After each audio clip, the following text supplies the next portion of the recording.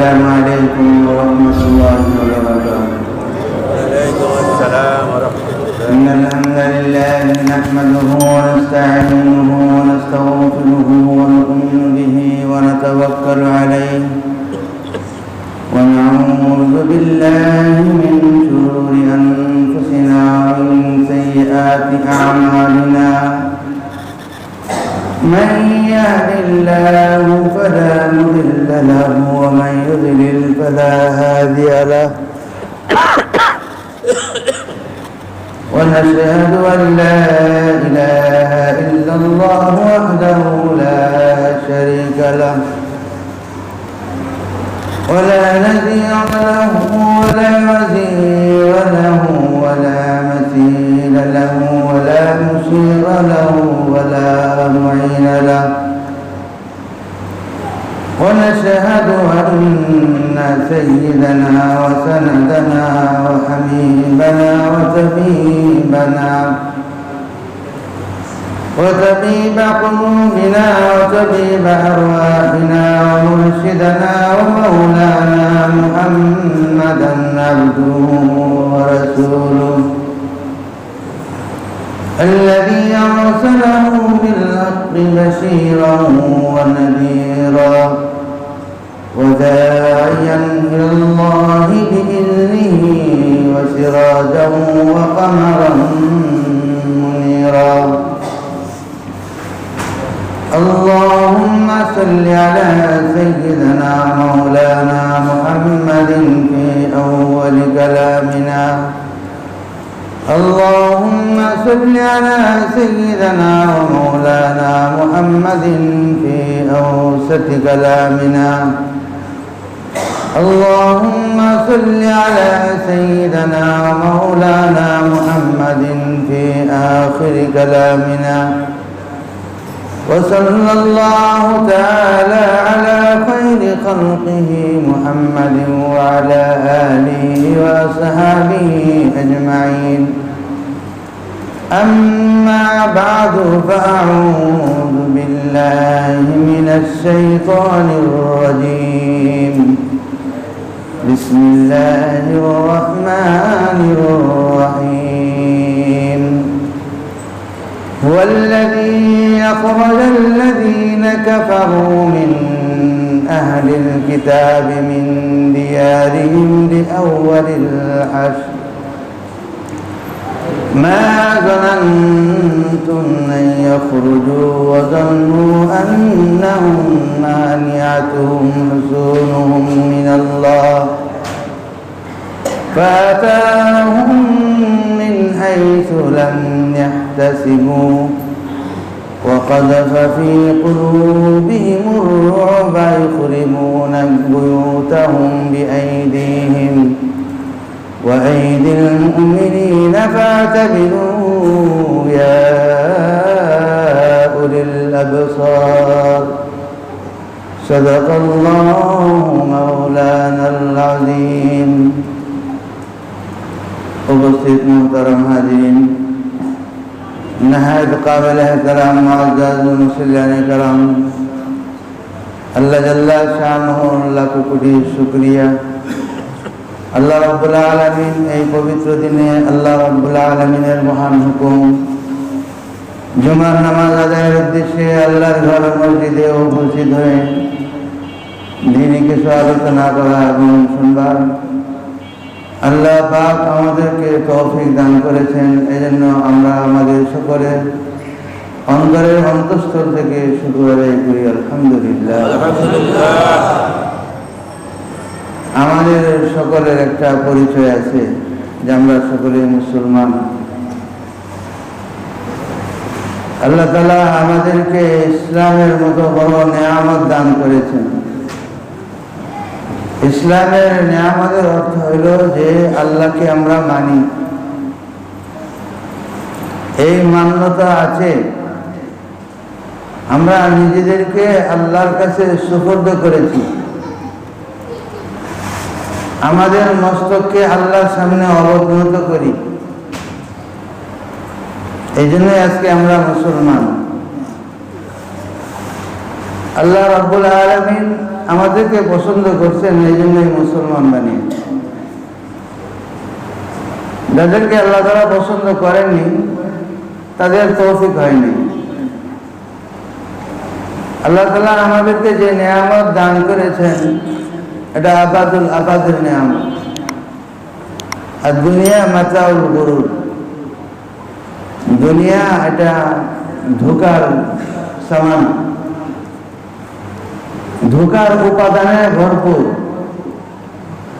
সেই ধোঁকার মধ্যে পড়ে মানুষ সবকিছু করে। মানুষ এই ধোঁকার মধ্যে পড়ে যে যার মতো যে যা ইচ্ছা তাই করতে থাকে। সে তার খালেক, তার স্রষ্টাকে সে ভুলে থাকে, স্রষ্টাকে সে ভুলে গেছে। আল্লাহ তাআলা আল্লাহ রসুলকে বলছেন, কুল ইন্নাল আমরা কুল্লাহু লিল্লাহ, হে নবী আপনি বলুন সমস্ত ক্ষমতা আল্লাহ। আমার এই ক্ষমতার মধ্যে কারো কোনো শিরকত নেই। আমি হায়াত দেই, আমি মৃত্যু দেই, আমি ক্ষমতা দেই, আমি ক্ষমতা নেই। আমি কাউকে সম্পদশালী করি, কাউকে অভাবে রাখি। ইয়াখলুকু মা ইয়াশা, আল্লাহ তাআলা যাকে যেভাবে ইচ্ছা সেভাবে তিনি সৃষ্টি করেন। তার এই খিলকত, খালিকিয়ত, এই স্রষ্টার মধ্যে কারো কোনো অংশীদারিত্ব নেই, কোন অংশীদার তিনি রাখেননি। আসমান থেকে বৃষ্টি হয় আল্লাহর হুকুমে, সূর্য আলো দেয় আল্লাহর হুকুমে, সূর্য উদিত হয় আল্লাহ তাআলার হুকুমে, সূর্য অস্তগামী হয় আল্লাহ তাআলার হুকুমে, চন্দ্র উদয় হয় আল্লাহর হুকুমে, সে অস্তগামী হয় আল্লাহর হুকুমে। কারো কোনো হাত নেই।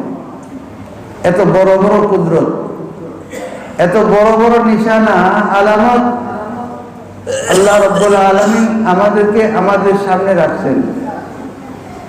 তাহলে আল্লাহ তাআলা তিনি কত বড় স্রষ্টা, সকল সৃষ্টির উপরে তার হুকুম। তুতিল মুলকা মান তাশা ওয়া তানজিউল মুলকা মিম্মান তাশা, রাজত্ব যাকে ইচ্ছা তিনি দেন। ওয়া তানজিউল মুলকা মিম্মান তাশা, এবং যার থেকে ইচ্ছা তিনি রাজত্বকে ছিনিয়ে নিয়ে যান। ওয়া তুইজ্জু মান তাশা ওয়া তুযিল্লু মান তাশা, যাকে ইচ্ছা তিনি ক্ষমতা দেন, ইজ্জত দেন, আর যাকে ইচ্ছা তিনি বেইজ্জত করেন। বেইজ্জত এবং বেইজ্জতের, কেউ যদি বেইজ্জতি হইতে চায় তখন সে বেইজ্জতি হবে যখন সীমাকে সে লঙ্ঘন করে। আল্লাহ তাআলা এমনি কাউকে কোনো অকারণে কারো উপরে জুলুম করেন, অকারণে কাউকে বেইজ্জতি করেন না। আমরা ওকে দোষ দেই, তাকে দোষ দেই, অমুককে দোষ দেই, আঙ্গুল সবার দিকে যায়, নিজের দিকে যায়। নিজের অহমিকা, নিজের আত্মগরিমা, নিজের গর্ব অহংকার, নিজের বড়ত্ব বড়াই, এটাকে আমরা প্রকাশ করে চলি। আল্লাহ তাআলা বলেন যে না না, ইন্নাল আমরা কুল্লাহু লিল্লাহ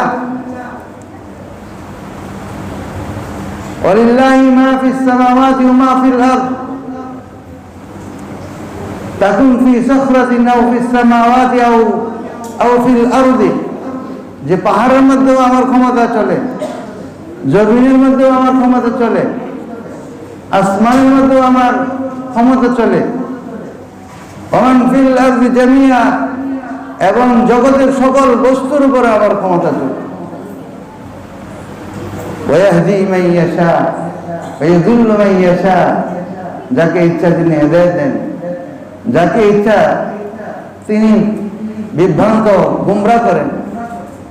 তো গুমরাহ হওয়া এবং বিভ্রান্ত হওয়া, বিভ্রান্তের পথ এবং সৎ পথ, আল্লাহ তাআলা ভালো এবং মন্দ দুইটার রাস্তা আল্লাহ তাআলা আমাদেরকে দেখিয়েছেন। এরকম না যে কেউ অভিযোগ করবে, কারো অভিযোগ করার কোনো সুযোগ নাই। এই জন্য চিরকাল আমি দুনিয়াতে থাকবো না। শুনশান কবরস্থানের দিকে তাকান, দৈনিক যার কবরস্থানের দিয়া যাওয়া আসা আছে, কবরস্থানকে একটু চিন্তা করে, আমরা একটু চিন্তা করি, একটু ভাবি যে দুনিয়ার কত বড় বড় ক্ষমতাধর তারা কবরস্থানে শুয়ে আছে। দিল্লির রাস্তার মেন রোডের পাশে হুমায়ুনের কবর, সম্রাট মুঘল সম্রাট, এত বড় বাদশাহ যে ভারতবর্ষের উপরে যার বাদশাহী ছিল, ওখানে তার স্বজন কেউ আছে কিনা দুনিয়াতে জানা নাই। আজকে হয়তো বা কেউ সালাম দেওয়ার মতো লোক নেই, মুসলমান হয়তো সালাম দেয়, সম্মান করে, কিন্তু দুনিয়াতে কি রেখে গেছে এবং দুনিয়াতে কি নিয়ে গেছে। দুনিয়া যদি অন্যায় কিছু করে থাকে এটাও সাথে নিয়ে গেছে, আর যদি আখিরাতের জন্য কিছু করে থাকে সেটাও সাথে নিয়ে গেছে। দুইটারই হিসাব নিকাশ হবে, দুইটাকে ওজন করা হবে। ওই ওজন ফিল মিজান, যে আমল নামা যে মানদণ্ড, সেই মানদণ্ডে তোলা হবে। فأما من ثقلت موازينه فهو في عيشة راضية, যে মানদণ্ডের মধ্যে নেক আমলের পাল্লা ভারী হবে সে আল্লাহর সন্তুষ্টির মধ্যে থাকবে। وأما من خفت موازينه فأمه هاوية, আর যার মানদণ্ডে বদ আমলের পাল্লাটা ভারী হবে তার ঠিকানা হাবিয়া, জাহান্নাম। জান্নাত এবং জাহান্নাম দুইটা আপনি আমার আমলের দ্বারা হবে, আমলের বিনিময়ে হবে। আমল সে बनती है जन्नत भी जहन्नम भी, अमल से बनती है जन्नत भी जहन्नम भी, फितरत में खाकी है न नारी है न नूर। যে আমলের দ্বারা আমার জান্নাত হয়, আমলের দ্বারা আমার জাহান্নাম। সুতরাং যদি কেউ জান্নাতের আমল করে সে জান্নাতি হবে, আর যদি কেউ জাহান্নামের আমল করে তাহলে সে জাহান্নামী হবে। হযরত রাসূল আকরাম সাল্লাল্লাহু আলাইহি ওয়াসাল্লাম দুনিয়ার সবচেয়ে বড় নবীদের বড়, সমস্ত রাসূলদের সবচেয়ে বড় রাসূল, যে রাসূলকে মুআল্লিমুল উম্মাহ, উম্মতের শিক্ষক বানিয়ে পাঠিয়েছেন, তার কাছ থেকে যারা তরবিয়ত হাসিল করছে, তার কাছ থেকে যারা শিক্ষা হাসিল করছে, দুনিয়ার লাখো কোটি ওলিয়া উলিয়া, পীর বুজুর্গ, মাশায়েখ, একজন আদনা সাহাবীর পায়ের ধুলার সমান। এত মর্যাদা নবীর সুহবতের কারণে। এরপরেও যখন হযরত মুআজ রাদিয়াল্লাহু আনহুকে ইয়েমেনের গভর্নর বানিয়ে পাঠাচ্ছেন, আর হযরত রাসূল আকরাম সাল্লাল্লাহু আলাইহি সাল্লাম হযরত মুআজকে উপদেশ দেন, হে মুআজ, তোমাকে গভর্নর বানিয়ে পাঠানো হচ্ছে, সাবধান, মানুষের উপরে তুমি জুলুম করো। কি নির্দেশটা দিয়েছেন? কারণ যারা রাজা বাদশাহ হয়, ক্ষমতা যার কাছে থাকে, ক্ষমতার কারণে মানুষেরা কিছু করে। আল্লাহ রাসূল সাল্লাল্লাহু আলাইহি ওয়াসাল্লাম মুআজ, যে মদিনার সবথেকে বড় জ্ঞানী আলেম সাহাবাদের মধ্যে একজন সাহাবী, চারজন সাহাবীর মধ্যে সবচেয়ে বড় জ্ঞানী সাহাবী হযরত মুআজ বিন জাবাল রাদিয়াল্লাহু তাআলা আনহু, তাকে দিক নির্দেশনা দিচ্ছেন, তাকে কমান্ড করছেন, নির্দেশনা আল্লাহর রাসূলের। আল্লাহ রাসূল জানেন যে মুআজ কোনদিন অন্যায় করবে না। কিন্তু এটা শুধু হযরত মুআজকে বলা হয় নাই, দুনিয়ার তাবর সমস্ত মুসলমানকে বলা হয়েছে। দুনিয়ার সমস্ত মুসলিম ক্ষমতাধারী যে কোনো অবস্থান থেকে তার যার পাওয়ার আছে, সেই পাওয়ার থেকে যেন কেউ অন্যায় না করে, কেউ জুলুম না করে। ফাইন্নাহু লাইসা বাইনাহা ওয়া বাইনাল্লাহি হিজাব। কারণ যে মজলুম হয়, ওই মজলুমের আহাজারি আর আল্লাহর মাঝখানে মজলুমের আহাজারি কবুল হওয়ার জন্য কোনো বাধা থাকে না। বাধা থাকে না, কোনো বাধা নাই, কোনো বাধা নাই। হযরতে রাসূল আকরাম সাল্লাল্লাহু আলাইহি ওয়াসাল্লামের সাহাবাদেরকে সেরকম ইমানের দ্বারা বলিয়ান করে তাদেরকে এই দুনিয়ার জমিনের মধ্যে আল্লাহ রাসূল সাল্লাল্লাহু আলাইহি ওয়াসাল্লাম রেখে গেছিলেন। তাদের ইমানের কোনো ঘাটতি ছিল না, কোনো অভাব ছিল না। বাতিলের সামনে কখনো মাথা নত করেন। কোন সময় সংখ্যা দেখেন, আমরা যেমন সংখ্যা দেখি, আল্লাহ তাআলা সংখ্যা দেখেন না, কোয়ালিটি দেখেন। কোয়ালিটির দ্বারা ফয়সালা হবে, কোয়ান্টিটির দ্বারা ফয়সালা হবে। মানে রোম সাম্রাজ্যের বিরুদ্ধে ৩৬,০০০ সাহাবা, ১,২০,০০০ রোমান বাহিনী, এদের বিরুদ্ধে হযরত খালিদ বিন ওয়ালিদ, হযরত ওমর রাদিয়াল্লাহু আনহু যখন খেলাফতে আসছেন, তখন হযরত খালিদ বিন ওয়ালিদকে বাদ দিয়ে প্রধান সেনাপতি হযরত আবু উবাইদা ইবনে জাররাহ রাদিয়াল্লাহু আনহুকে করা হয়। হযরত আবু উবাইদা বিন জাররাহ রাদিয়াল্লাহু আনহুর কাছে বলছেন যে আমারে ৬০ জন সাহাবী দেন, মাত্র ৬০ জন। আর প্রথম আক্রমণ যে সংখ্যাটার সাথে হবে, তার সংখ্যা হবে ৬০,০০০। ৬০,০০০-এর বিরুদ্ধে ৬০ জন মানুষ। তারা যখন সামনে গেছে, তারা বলে যে মাথায় কিছু আছে, যে ৬০,০০০ মানুষ যদি হাঁটা শুরু করে, এই ৬০ জনের উপর যেতে ঘুরে হয়ে যাবে। আমাদের মাথায় কিছু নাই, তোমাদের মাথায় কি আছে? তোমাদের কি আছে? আমাদের সাথে যে শক্তিটা আছে, শুধু বাহ্যিক ভাবে তুমি আমাদেরকে দেখতেছো, আমাদের সঙ্গে মহান স্রষ্টা আছে। সেই ঈমান নিয়ে কিন্তু আজকে তোমাদের সামনে আমরা উপস্থিত হয়েছি। এই জন্য যখন মুসলিম বাহিনী যখন কাফেরদের সামনে যখন মোকাবেলায় অবতীর্ণ হতো, তখন ৩টা স্লোগান হইত, নারায়ে তাকবীর, নারায়ে তাকবীর, নারায়ে তাকবীর। প্রথম তাকবীরে তার অস্ত্রকে সামলায় নিত, ২ নম্বর তাকবীরের সঙ্গে সঙ্গে অস্ত্রকে উপর দিকে উঠায় নিত, ৩ নম্বর তাকবীর বলার সঙ্গে সঙ্গে আক্রমণ শুরু হয়ে। কারণ আমাদের উদ্দেশ্য হলো আল্লাহ, আমাদের উদ্দেশ্য আল্লাহকে রাজি খুশি করা, আমাদের উদ্দেশ্য হলো আল্লাহ আমাদের প্রতি সন্তুষ্টি হয়ে যাওয়া। যদি আল্লাহ আমাদের প্রতি সন্তুষ্ট থাকেন, আল্লাহ তাআলা যদি আমাদের প্রতি রাজি খুশি থাকেন, যদি ২, ৪, ১০ জন ২০ জন শহীদ হয়ে যায়, মারা যায়, তখন তারা তিরস্কার দেয় যে কতগুলি মানুষ তোমরা খেয়া গেল। উহুদের যুদ্ধে কিছু সাহাবা ক্ষতিগ্রস্ত হয়ে গেছেন, হযরত সাহাবা ছত্রভঙ্গ হয়ে গেছে। সাহাবাদের একটা ইজতিহাদি ভুলের কারণে জয় পরাজয় কোনোটাই হয় নাই। কাফের মুসলমান সবাই ক্ষতিগ্রস্ত হয়েছে, কিন্তু কাফেররা মনে করছে যে এরা শেষ হয়ে গেছে।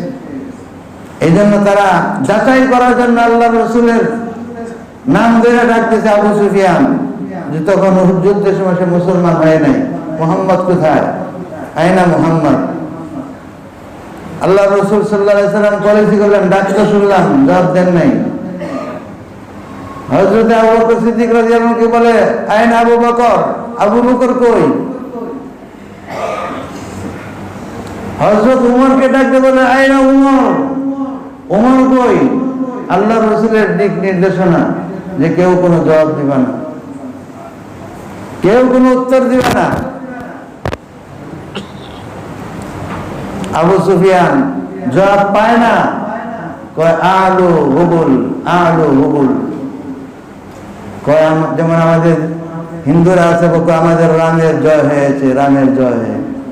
ওদের সবচেয়ে বড় দেবতার নাম ছিল হুবুল, যে হুবুল দেবতাকে কাবা ঘরের ছাদের উপরে রাখা হয়, কাবা ঘরের ছাদের উপরে রাখতো। আমাদের হুবুল দেবতার জয় হয়েছে। ওমর চুপ করে থাকে নাই, চুপ করে থাকে নাই। ওমর বলছেন যে আমরা সবাই বেঁচে আছি, কেউ মরি নাই, আমরা সবাই আছি, তোমরা সতর্ক হয়ে যাও, সাবধান হয়ে যাও। আল্লাহু আ'লা ওয়া আজাল, তোমরা কাকে বলো মহান, কাকে বলছো তুমি মহান? আল্লাহু আ'লা ওয়া আজাল, আল্লাহ সবচেয়ে বড় এবং আল্লাহ সবচেয়ে বড় মহান, তার শক্তির সামনে কেউ নেই। 60,000 জন কাতার বন্দী করছেন খালিদ বিন ওয়ালিদ। বলছে যে তোমরা আক্রমণ করবো না, আমরা আক্রমণ করবো, কারণ তোমরা আক্রমণ করো না, তোমরা আমাদের হাঁটা দিলে সব শেষ হয়ে যাবে। প্রথম আক্রমণে কাতারের সারিবদ্ধ যেভাবে কাতার ছিল যুদ্ধ নীতি অনুযায়ী, কাতারের মধ্যে একটা লোককেও সরাইতে পারে নাই, এমন ভাবে দৃঢ়তার সাথে ওই 60,000 মানুষের আক্রমণকে একসঙ্গে তারা এভাবে ভর্তি হতে পারছে। দ্বিতীয়বার আক্রমণ করছে, ছড়াইতে পারে নাই। তৃতীয় নম্বর আক্রমণে তারা তাদের কাতার ভেঙে গেছে। 60 জন মানুষ খুব বেশি না। খালিদ বিন ওয়ালিদ সাথে সাথে বললেন যে 10 জন করে 6টা দলে বিভক্ত হয়ে যাও। 6টা দলে যখন বিভক্ত হয়ে গেল, তাদের বিরুদ্ধে যখন আক্রমণ শুরু হয়ে গেল, আর খালিদ বিন ওয়ালিদকে তারা সবাই টার্গেট করছে, একজনকে টার্গেট করছে যে যদি খালিদকে শেষ করা যায় সব শেষ সম্ভব। কিন্তু খালিদ তো শেষ হওয়ার না, তার দিকেই শুধু লক্ষ্য করছে। খালিদ বিন ওয়ালিদ তাদের ভিতরে ঢুকে গেছে, এমন ভাবে কচুকাটা করছে। হযরতে আব্দুল্লাহ বিন উমর রাদিয়াল্লাহু আনহু, হযরতে উমর হযরতে খালিদ বিন ওয়ালিদের সঙ্গে ছিল। তিনি দেখেন যে আসমান ফেটে সেখান থেকে সাদা পোশাকধারী একদল অস্ত্রধারী অশ্বারোহী তাদের উপরে আক্রমণ করতেছে, আর তারা ছত্রভঙ্গ হইয়া দিশেহারা হইয়া 1,20,000 ছিল, 1,20,000 বাহিনী, সব বাহিনী তারা পানে টিকতে পারেনি। এই জন্য কেউ যদি মনে করে যে আমাদের ক্ষমতা আছে, আমার শক্তি আছে, আমার ফোর্স আছে, আল্লাহ তাআলা কোরআন শরীফে আয়াত অনেক সময় বুঝে আসতো না যে আল্লাহ তাআলা কি বলেন, এখন আমরা বুঝি। আল্লাহ তাআলা সূরা হাশরের মধ্যে আছে, হুয়াল্লাযী আখরাজাল্লাযীনা কাফারু মিন আহলিল কিতাবি মিন দিয়ারিহিম লিআউওয়ালিল হাশর মা যানানতুম আন ইয়াখরুজু ওয়া যান্নু আন্নাহুম মানি'তুহুম মা যানানতুম আন ইয়াখরুজু, তারা মনে করেছিল কেউ কোনদিন তাদেরকে বের করতে পারবে না। ওয়া আন্নাহুম মানি'তুহুম হুসুনুহুম, তাদের যে দুর্গ আছে, তাদের যে শক্তি আছে, তাদের যে বল আছে, তাদের যে ক্ষমতা আছে, তাদের যে অস্ত্র আছে, সেই অস্ত্র তাদেরকে রক্ষা করবে। আন্নাহুম মানি'তুহুম হুসুনুহুম মিনাল্লাহ, তারা অবাধ্য করে যাবে, তারা আল্লাহর নাফরমানি করে যেতে থাকবে, মন মতো যা মনে চায় তাই করতেই থাকবে, মানুষকে হত্যা করতেই থাকবে, মুসলমানদেরকে দাবায় রাখার চেষ্টা করতেই থাকবে। তারা চিরকাল ভেবে নিয়েছে যে জীবনেও আমাদের পতন হবে না। আমরাও এরকম ভাবছিলাম, আমরাও এরকম ধরে নিয়েছিলাম আমাদের এই দেশে, যে মনে হয় যে শাসক গোষ্ঠীর এদের পতন মনে হয় হবে না। আল্লাহর কোরআন এটাই কইতেছে, মা যানানতুম আন ইয়াখরুজু, তোমরা ধারণা করো নাই কোনদিন যে তারা বের হবে। আন্নাহুম মানি'তুহুম হুসুনুহুম, তাদের যে দুর্গ আছে, তাদের যে শক্তি আছে, যে এক একটা এলাকা আছে, এক একজন নেতা আছে, নেতারা বলে যে আমাদের নেতার শুধু নির্দেশ আসবে, আমরা ঝাঁপায় পড়বো, আমাদেরকে কেউ আমাদেরকে ফিরাইতে পারবে না, বাধা দিতে পারবে না, শুধু নেতার নির্দেশ আসবে, আমি একাই সারা দেশের জন্য আমি 100, এমন ভাবে হুঙ্কার দিয়েছে। কিন্তু তাদের নেতাই যখন পালায় গেছে, কারো কাছে 1 সেকেন্ডের জন্য বলে যাওয়ার সময় পায়নি। ما ظننتم أن يخرجوا وظنوا أنهم مانعتهم رسلهم من الله شيئا فأتاهم من حيث لم يحتسبوا। আল্লাহর হুকুম কোন জায়গা থেকে আসছে, কোন হুকুম যে আল্লাহর পক্ষ থেকে আসছে, ফাআতাহুম কোন শক্তি তাদের বিরুদ্ধে আসছে, মিন হাইসু লাম ইয়াহতাসিবু তারা ধারণাও করে নাই। আমরা করি যে আমরা করছি, আমরা মনে করি আমরা করছি, আমরা করি নাই, আল্লাহ পাক করেছেন, আল্লাহ পাক আমাদেরকে দিয়ে হয়তো বা করিয়েছেন, কিন্তু আল্লাহ তাআলার হুকুম হয়েছে এই পর্যন্তই তোমার সময়, এরপরে 1 সেকেন্ডের জন্য তোমার সময় নেই। ফেরাউন তুমি মনে করেছিল 400 বছরের রাজত্ব তোমার, যে মুসা কোথায় পালাবে, পালানোর সময় পিছনে ধাওয়া করছে, সামনে ভূমধ্যসাগর, পাড়ি দেওয়ার কোনো ব্যবস্থা নাই, কিভাবে পার হবে, পিছন দিয়ে আক্রমণ হামলা চালাইছে। কিন্তু আল্লাহ তাআলা মুসা আলাইহিস সালাতু ওয়াস সালামের বনী ইসরাইলের জন্য একটা নয়, দুইটা নয়, বনী ইসরাইলকে মিশর থেকে বের হওয়ার জন্য 12টা রাস্তা ওই সাগরের উপর দিয়ে আল্লাহ তাআলা খুলে দিয়েছে। মুসা এবং তার উম্মত এটা ভাবেও নাই, কল্পনাও করেনি, এটা কল্পনার জিনিসও না, কল্পনা করতেও পারে না। فَآتَاهُمُ اللَّهُ مِنْ حَيْثُ لَمْ يَحْتَسِبُوا يُخْرِبُونَ بُيُوتَهُمْ بِأَيْدِيهِمْ وَأَيْدِي الْمُؤْمِنِينَ। মনে হয় যে এই জমানায় আয়াত ইউখরিবুনা বুয়ুতাহুম আমাদের দেশে সংবাদপত্রের মধ্যে আসে, সোশ্যাল মিডিয়াতে আসে, যে অনেক নেতা পালাইছে, তার বাড়িতে কুকুর থাকে, তার বাড়িতে কুকুর থাকে। যেভাবে আল্লাহ রাসূল সাল্লাল্লাহু আলাইহি ওয়াসাল্লাম তার সাহাবারা ওই রুম বাহিনীকে বলছিলেন, এই জামাআতুল কিলাব, হে কুকুরের দল, তোমরা আমাদেরকে দুর্বল মনে করো না, যে আমাদের কোনো শক্তি নাই, আমাদের শক্তি হলো আল্লাহ। আল্লাহর হুকুম যখন হবে তখন তোমরা কিভাবে লেজ গুটায় তোমরা পালাবে, সেই পালানোর সময় পর্যন্ত তোমরা পাবে না। ইউখরিবুনা বুয়ুতাহুম বিআইদিহিম ওয়া আইদিল মুমিনিন। রাসূল সাল্লাল্লাহু আলাইহি ওয়াসাল্লাম সাহাবাদেরকে তৈরি করে দিয়েছেন।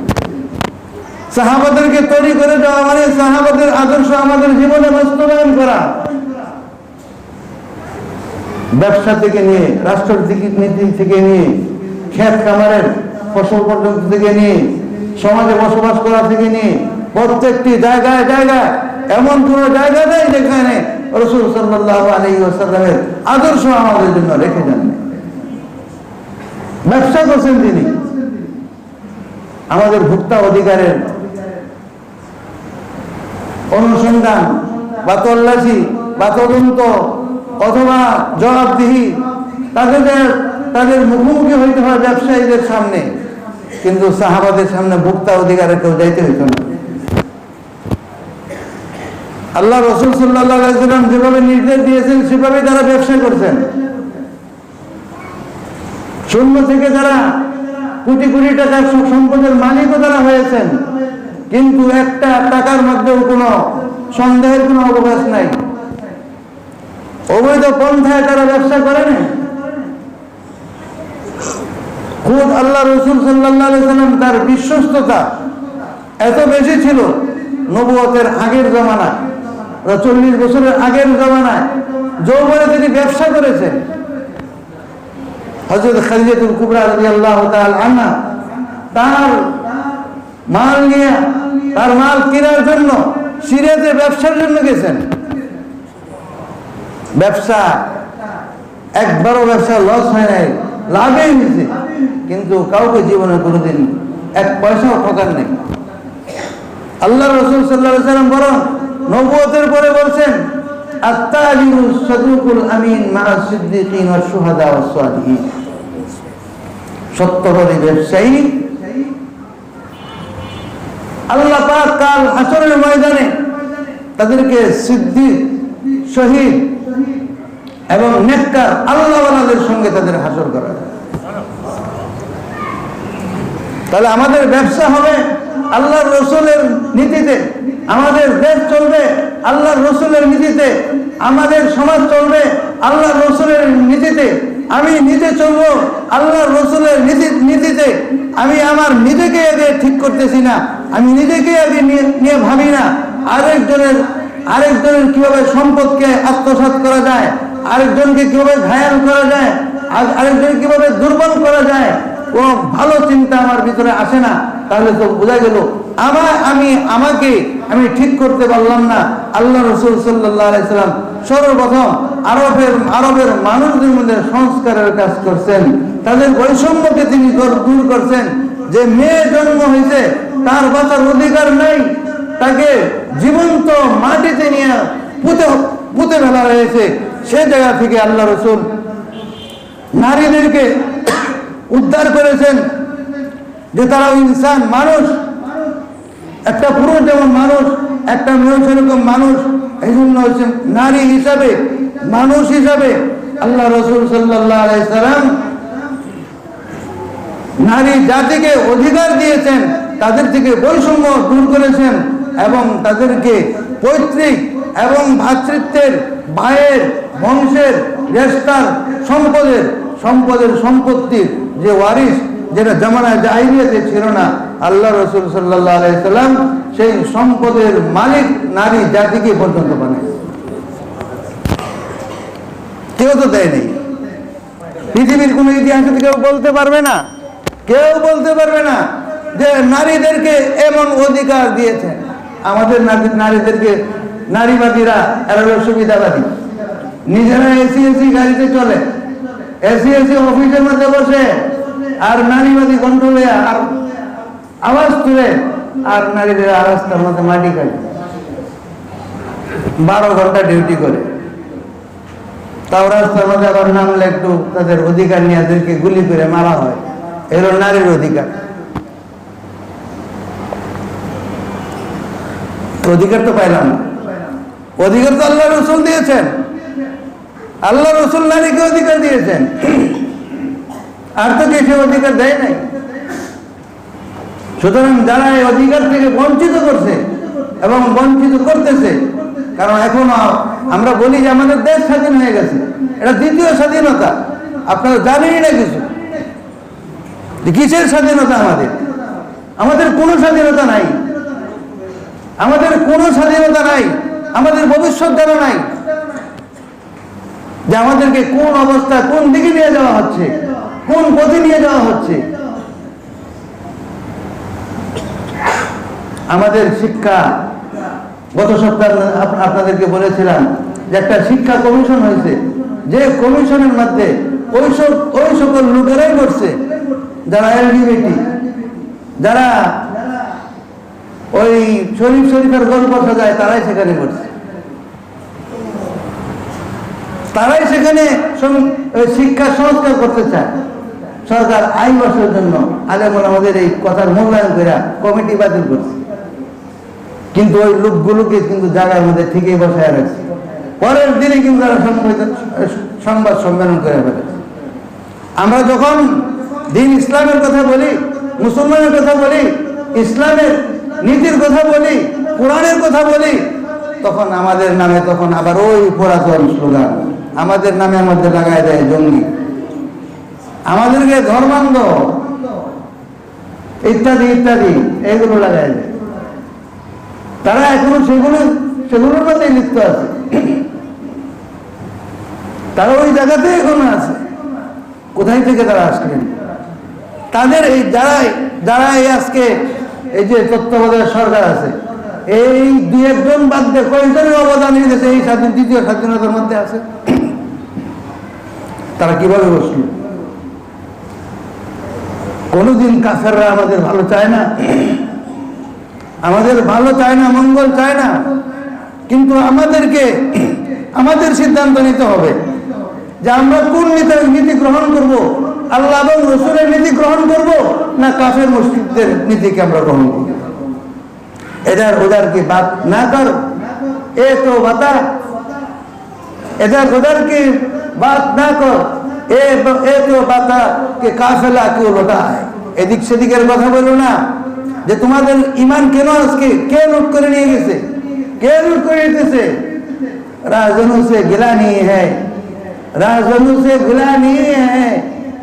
যারা ডাকা তাদের সাথে তাদের কোনো অভিযোগ নাই। রানুয়া সে हमारे सवाल है, আমরা আমাদের যারা পথ প্রদর্শক, যারা পথ দেখাবে তাদের ব্যাপারে আমাদের প্রশ্ন আছে। যারা পথ দেখায় তারা নীতির উপরে নাই। রাজনৈতিক বিভিন্ন নেতারা বলতে আছে দেশ দখল হয়ে গেছে বিভিন্ন শক্তির কাছে এবং অপেক্ষায় আছে, খিদায় আছে ওই খিদাকে পুরা করার জন্য, যার যার মতলব নিয়ে আছে। কিন্তু নিজেকে, নিজের আখলাককে, নিজের চরিত্রকে, নিজের নৈতিকতাকে ঠিক করার পিছনে কেউই নেই।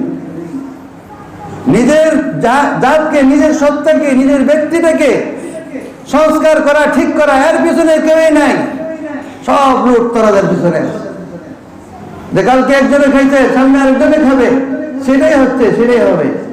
এই জন্য নীতি এবং আমাকেই সিদ্ধান্ত নিতে হবে যে আমরা কাকে পছন্দ করি এবং কাকে আমরা খুশি করব, কার পথে আমরা চলবো। আল্লাহ এবং রসুলকে সন্তুষ্ট করার জন্য আমরা চলবো না কাফের বেঈমানদেরকে সন্তুষ্ট করার জন্য চলবো। কাকে আমরা সন্তুষ্ট করার জন্য আমাদের জীবন চালাবো? আল্লাহকে এবং তার রসুলকে। আল্লাহ এবং রসুল যেভাবে খুশি সেভাবে আমাদের জীবনকে সাজাইতে। অন্য কোনো বিকল্প কোনো পথ নাই আমাদের, অন্য কোনো বিকল্প কোনো রাস্তা নাই। আজকে যারা এখানে যেভাবে যে হুঙ্কার দিচ্ছে শুধু দুনিয়াকে পাওয়ার জন্যই, অন্য কোনো কিছুর জন্য না। সারা পৃথিবী আজকে কোনো দেশ শান্তিতে নাই। আপনি চায়নাতে যায় দেখেন, মুসলমান মুখ খুলতে পারে না। আমরা বলি যে চায়না অনেক ভালো আছে, যায় দেখেন মুসলমান একসাথে জমা হইতে পারে না, আজান দিতে পারে না, মসজিদে নামাজ পড়তে পারে না, টুপিটা পড়তে পারে না, সে একজন মুসলিম হিসেবে দাবি করতে পারে না। এমন বৈষম্য তৈরি করে রাখছে। এমন কোন দেশ নাই যেখানে আজকে আমরা নিষ্পেষিত না। সবচেয়ে বেশি ক্ষতিগ্রস্ত আজকে মুসলমান। কিসের জন্য? যে মুসলমান আল্লাহ রসুলের আদর্শ থেকে চলে গেছে। যতদিন পর্যন্ত আল্লাহ রসুলের আদর্শের মধ্যে না আসবে ততদিন পর্যন্ত মুসলমান নিষ্পেষিত হইতে থাকবে, মার খাইতে থাকবে। এই জন্য আমাদের সিদ্ধান্ত নেওয়ার সময় এখন, সুযোগ এখন যে আমাদের কি করা উচিত এবং কোন সিদ্ধান্ত গ্রহণ করা উচিত। সেইভাবেই প্রত্যেকের স্বাধীনতা আছে, কিন্তু স্বাধীনতা বলতে এই না যেমন যারা আন্দোলন করছে, এই আন্দোলনের মধ্যে যারা আমরাও আছি, আপনারাও আছেন, সবাই ছিল। এখন দেখা যায় ফাঁকে এমন বের হয়ে গেছে যারা ওই যে হিজরা বেড়াও না বেরিয়েও না, আর এক শ্রেণী আছে বেড়া থেকে বেরিয়ে যেত, বেরিয়ে থেকে বেড়া হয়েছে মনে মনে। তারাও মত প্রকাশ করবে, তারাও মত প্রকাশ করে বুঝেন তাহলে যে আমাদের রোগ কোন পর্যায়ে আছে এবং এই সমস্ত রোগী কোন কাদের সাথে আছে। তারাও তাদের মিশনকে বাস্তবায়নের পক্ষে আছে। মত স্বাধীনতার অর্থ এটা না যে তুমি পুরুষ তুমি মেয়ে হয়ে যাবা, এটা হইতে পারে না কোনোদিন। তুমি মেয়ে তুমি পুরুষ হয়ে যাবে, এটা কোনোদিন হইতে পারে না। এই জন্য আমাদের শিক্ষা কারিকুলাম, আমাদের ভবিষ্যৎ প্রজন্ম, আমাদের বংশ, তারা কি লেখাপড়া করবে, তাদের বই পুস্তক যখন হাতে আসবে তখন বিজ্ঞতাটা চেক করতে হবে, পরীক্ষা করতে হবে যে কি লেখা আছে এখানে। সেখানে কি আমাদের দিনে আমাদের নৈতিকতার কোনো শিক্ষা আছে কিনা। যদি সাংঘর্ষিক হয় তার ওই বই আমরা মানি না, ওই বই আমরা গ্রহণ করি না। আমরা করব না, আমাদের সন্তানদেরকে এভাবে বিপদের পথে আমরা রেখে দিতে পারি না, সিদ্ধান্ত আমাদের। এই জন্য আল্লাহ পাক আমাদের সকলকে সহি বুঝ আল্লাহ তাআলা আমাদের দিলের মধ্যে পয়দা করে দেন, আমল করার তৌফিক দান করুন। ওয়া আখিরু দাওয়ানা আলহামদুলিল্লাহ।